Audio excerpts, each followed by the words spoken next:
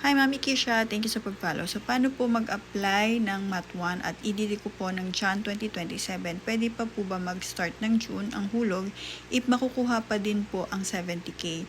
So check muna natin Mami your qualifying period. I'll be using SSS Maternity Benefits Calculator.com and kung gusto mo mag-self-compute, punta ka lang dito ha. And para dun sa mga gusto ring mag-check ng kanilang estimate MatBen, punta lang po kayo sa site. And then, follow nyo lang yung mga steps. So, step number 1, lagay nyo lang kung anong member type kayo. Let's say, Mami, you are under voluntary member and your maternity case is normal delivery or CS delivery. So, ang sabi mo dito, mga anak ka ng January 2027, show qualifying period. Mami, ang sagutin kita dun sa dun sa question mo na kung makakakuha ka pa ng 70K. Kung June ka mag-start, Mami, hindi ka na makakakuha. Pero may makukuha ka pa rin. Basta mahulugan mo lang yung remaining qualifying period mo. Kasi ang 70K po, kailangan at least 6 months highest contribution ng under qualifying period mo. So, let's say for example, kung matagal ka ng member ni SSS, pwede ka mag-generate ng PRN for quarterly. So, let's say for example, babayaran mo yung April, May, June, bayaran mo siya on or before. I recommend pay on or before end of this month, which is June, just in case lang na mabago yung EDD mo na maging December. So at least meron ka pa ring 3 months entry. And then kung halimbawa naman January ka mga anak, quarterly payment, yung July, August, September mo, bayaran mo siya on or before end of September.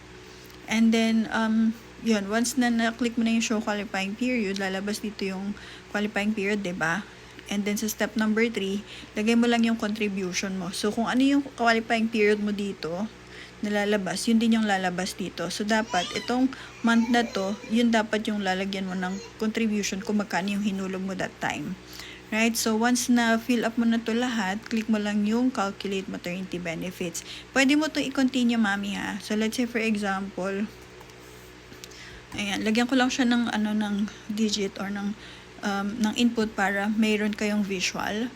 So, calculate. And then, kompletuhin mo lang siya from step number 1 to step number 7. So, nandito na yung may mga questions dito na kailangan sagutan mo lang. Case-to-case basis to ha. Kung ano yung case nyo or kung ano yung applicable sa inyo, yun yung ilagay nyo.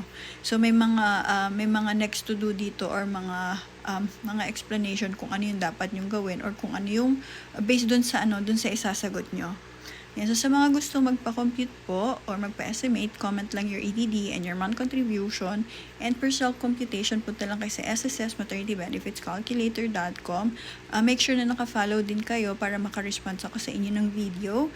And just in case you need extra fund, I have a Union Bank credit card referral po dito. I-click nyo lang siya. Madadirect po kayo kay Union Bank credit card. So, wala po tayong commitment dito whether you're approved or not.